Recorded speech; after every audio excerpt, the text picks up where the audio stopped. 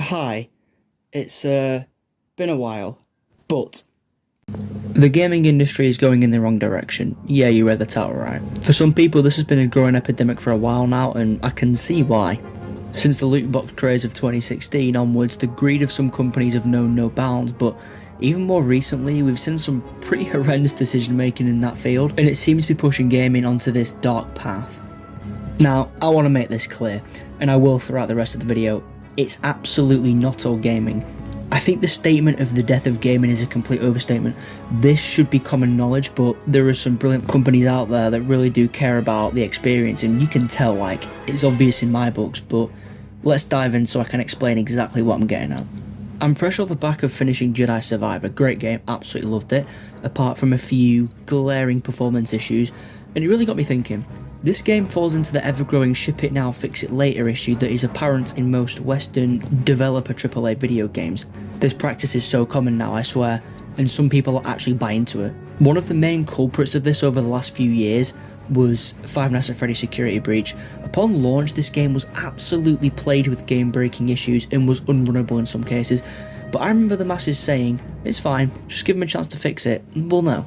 If I pay full price for something, I expect it to work, let alone the 60 big ones that your big games are costing nowadays, which is absolutely criminal, by the way. It's clear and obvious that the main culprit is management and scale, though. Games aren't built with stable timelines, I get that. Things come up, issues show up, things take longer than expected. You try to account for it, but it's an impossible task. Overspending, you're wasting millions of dollars, underspending, it's buggy on release. Delay on demand, and you screw over the efficiency of your multi-million-dollar marketing campaign. No one intentionally releases a buggy mess, that's never the plan, I get that. It's not the plan to have users deal with bad UI, buggy enemies, etc. But you understand what I'm getting at. In recent years, as I've mentioned, it's become all too common for major video game publishers to release titles that are incomplete or embarrassingly flawed states. The first one I remember being absolutely bewildered by was the Master Chief Collection. What a horrendously bad state that launched in. I also recall Assassin's Creed Unity being in such a state that when Ubisoft released free content as an apology, it included a waiver, which includes a clause waiving all right to sue Ubisoft. Like, Jesus, that's on another level. And as for the patches, the constant patches, if you weren't aware, once upon a time, patches were once used to address bugs and balance issues. They are now crutches that publishers leverage to finish deficient or defective games after they've shipped. We only need to look at EA's Battlefield 2042 and CD Projekt Red's Cyberpunk 2077 as examples. Those high-profile games were not anywhere near release, but they still hit the store shelves so that their publishers could snatch up easy holiday sales after months of hype, or years in Cyberpunk's case. Thankfully, I waited a bit to buy Cyberpunk and I got it whilst I was on sale, but I do feel bad for those day one buyers, especially on so-called last gen. From what I saw, it was pretty embarrassing. It can be a bit funny at first, but once it sinks in that you spent $75 on a broken mess, it's no longer funny.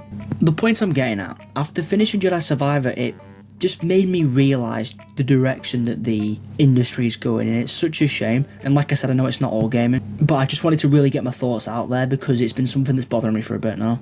I looked a bit more into it as well, and people often include Battlefront 2, Fallout 76 and No Man's Sky in this conversation, but honestly I think that was more that they just had a distinct lack of content. All three games now are frankly great, bar maybe 76, but it's passable. The lack of content problem is obviously a big one, but for me the ship now fixed layer is a bigger one because it just encourages lazy developing, and it's actually growing, I think.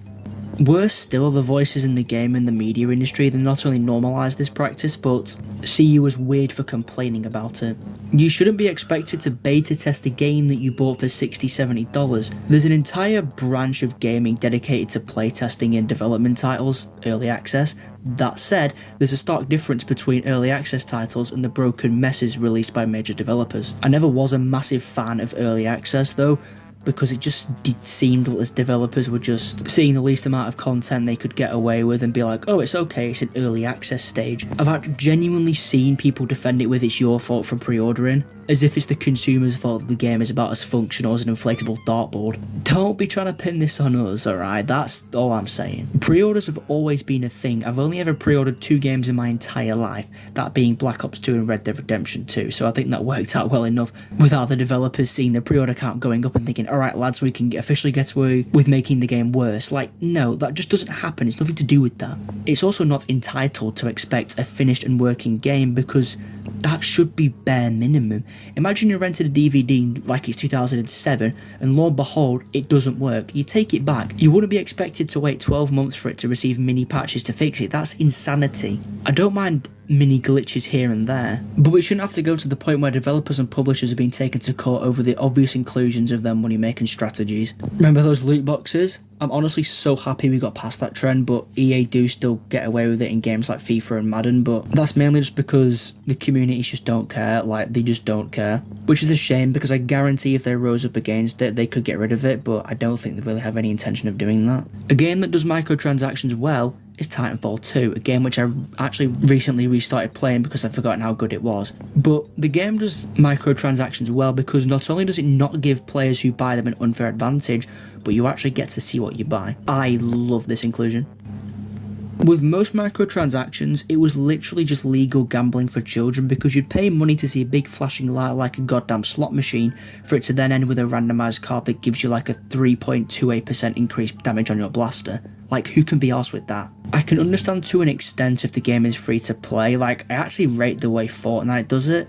Jesus Christ, I'm actually praising that game. But it's a free game that lets you see what you buy, and there's an absolutely ton of it. It's consistently brilliant live support. Say what you want, but it hits all the right beats. So when done well, microtransactions can open endless doors of opportunities to gamers. When done poorly, however, it's an abomination and an insult to the medium. I'd go as far as to say microtransactions encourages poor releases. Unlike patches or updates, which are essential to remove bugs and enhance in-game experiences and are dynamically introduced, microtransactions are planned for in advance by companies. Not to mention, developers can use microtransactions to lock potentially significant content behind paywalls. Also, because developers can justify the possibility of addressing problems after release, companies can prioritise early sales instead of guaranteeing a good gaming experience from the base game itself. Something that comes to mind is a potential Separate Ways DLC for Resident Evil 4, which should have been in the base game. Can't lie, my reputation of Capcom will drop significantly if they make it paid content. Not to mention they've already bordered on it with some payable content in the remake, as in making like a giant ink splodge on an otherwise clean and immaculate piece of paper. I suppose you can make the argument that you can see what you're buying, but when you're paying to skip unlocks, it doesn't sit right. Especially after they added them in weeks after reviews of games had already been published, so people had chance to purchase the game. I don't know, man, it seems kind of sneaky. Another game I wanted to bring up is 2005 release Lord of the Rings Gollum. Wait, it released this year. See, now that's some bullshit. My man, this is a AAA game, what do you mean? If this doesn't absolutely summarise the problem with gaming at the minute, I don't know what does. I'm being a bit too aggressive here, but once again, the developers have issued an apology. Like, it actually hurts to watch this. I don't know about you, but I don't enjoy seeing people have to apologise for something they've worked so hard on. Not that you could tell, but point still stands. You'd expect a poor PC release.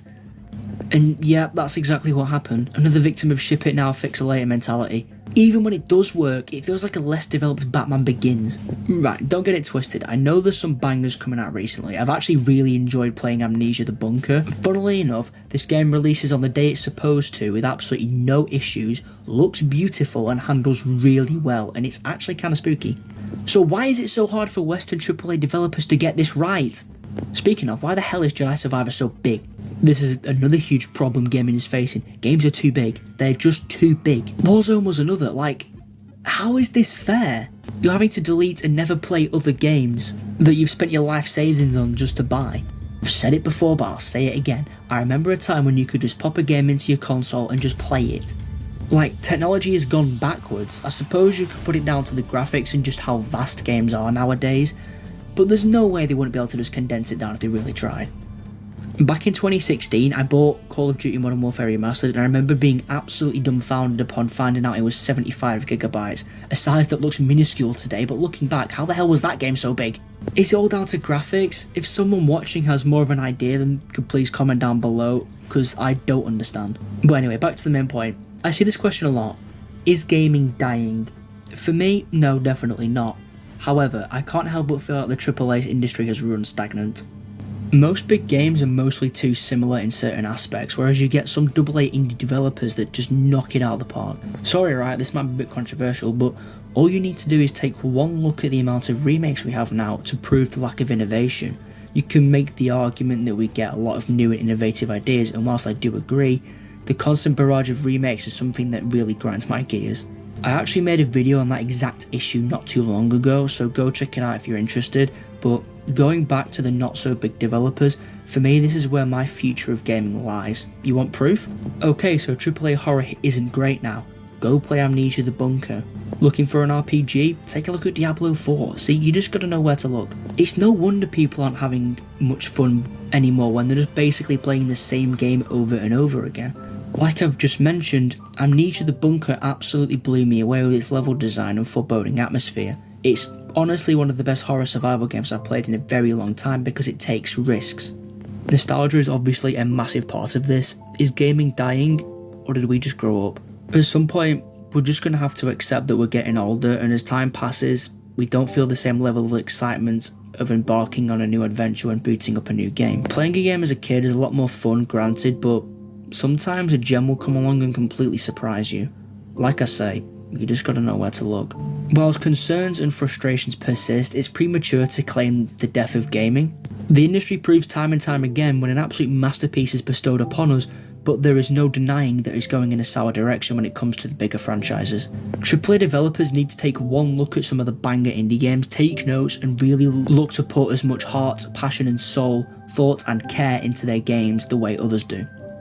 But thank you for listening. This one was interesting to me because I don't think gaming is in trouble per se, but I do worry about the path it's taking with the rushed releases, monetization, innovation, or lack thereof. But for now, I think once companies learn, and they will, the industry will have a much better future ahead of it.